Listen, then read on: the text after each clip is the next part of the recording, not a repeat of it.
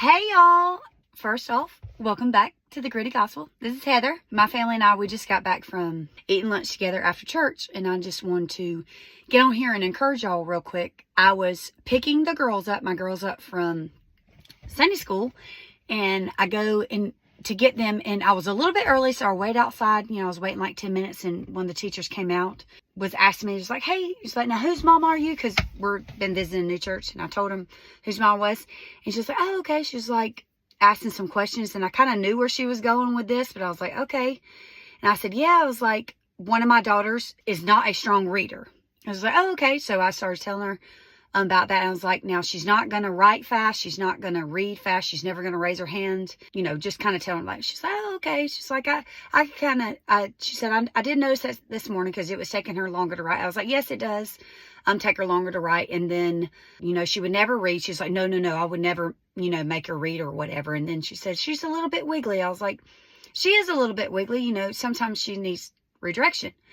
But I just wanted to come on here and encourage you, because people are going to see your children in a different light. But I am believing that her wiggleness, her maybe not reading at what our society calls us, or where they should be reading at a certain age, I am not okay with that. Because let me tell you who causes them to read, who opens their minds and their eyes and their hearts on his time, not mama's time. Yes, I would love for her to be a stronger reader and write faster. But let me tell you what, God is going to use her wiggleness and her strong personality and her giftedness with these dogs that I see in her for her good and his glory on his time. So do not be defeated. Do not let society say that something is wrong, because I'm going to tell you what, having a veteran teacher tell me that, it was almost like she wondering if she was on medicine or not. And absolutely not. You know what? God created her just the way that she wanted to be, and I am not going to quench her spirit. And mamas, you don't let anybody, or even yourself or your husband or anybody, quench the spirit that God has given them.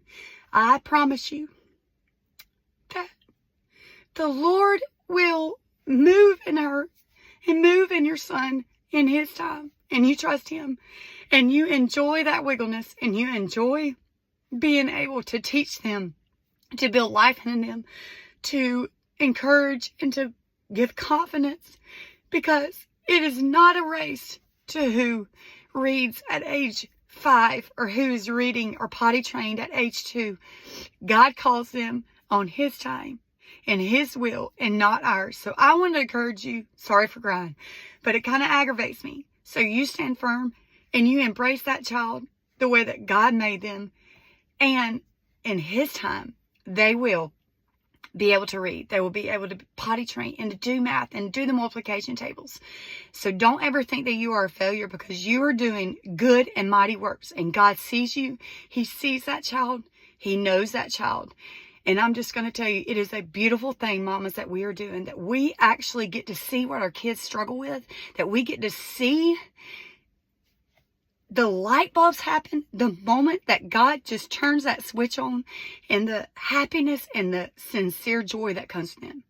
So be blessed, mamas. Dig in. Don't quit. Be gritty, mamas. We're calling you to be gritty. And don't you ever let anybody quench the spirit of their children that God has given you. I love you guys. Talk to you soon.